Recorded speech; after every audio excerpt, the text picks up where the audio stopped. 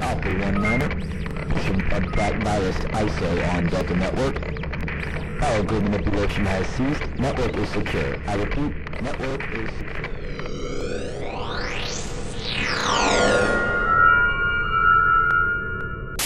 Welcome to beautiful Melbourne, Florida.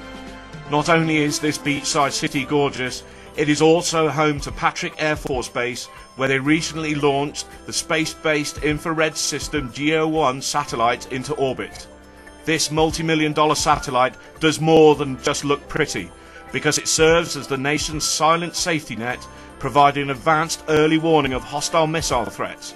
SBIRS is an integral part of the United States capabilities to protect its citizens, its assets, and their allies, to include Britain.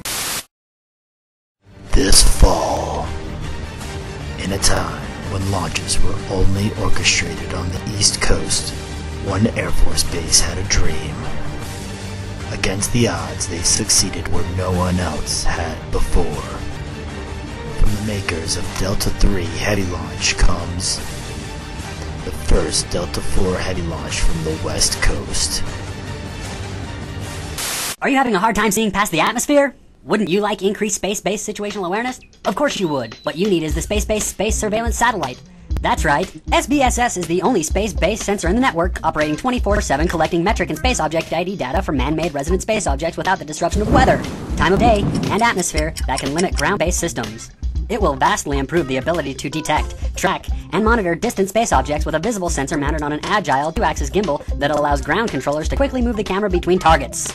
We're talking twice the sensitivity, twice as fast at detecting threats, and 10 times improvement in capacity. But wait, there's more. If you call in the next 10 minutes, we'll throw in operationally responsive Space One for free. You can have the rapidly developed satellite designed to directly support U.S. Central Command operations. Show off ORS-1 to your friends and brag about how it reinforces the potential of low-cost, tactically focused satellites. I bet their satellites don't provide troops on the battlefield with indications and warnings of potential threats. And I can guarantee you, ORS-1 will meet the Joint Forces' emerging need for responsive, resilient space capabilities.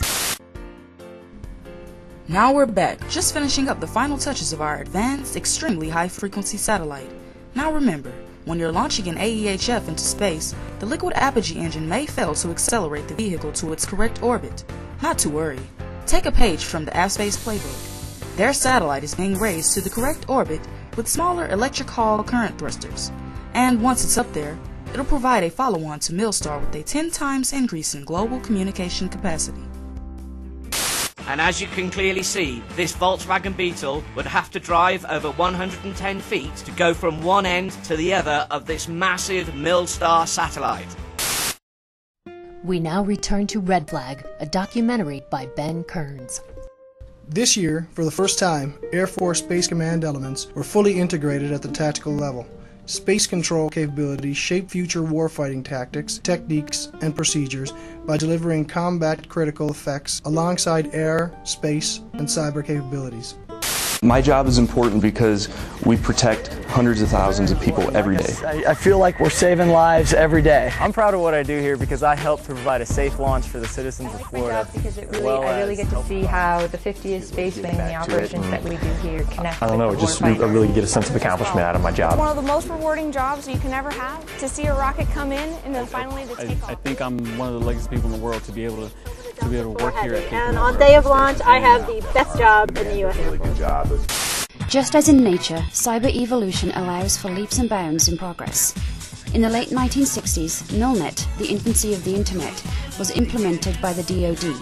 In 1981, Air Force Communications Command created an office automation system, which within 3 years had grown into a local network that linked more than 600 computers. In the 90s, the Air Force created network control centers with responsibility for all of the base's networks, as well as all data and information that entered and left the base. In the late 1990s and early 2000s, the Air Force developed 2 centralized organizations for Air Force-wide centralized command and control.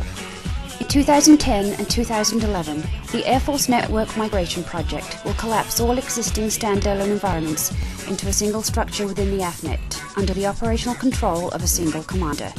Bottom line, one Air Force, one network. Get up at 6 a.m., global positioning system. Gotta love that strong, reliable GPS signal. Did you know Space Command implemented Expandable 24?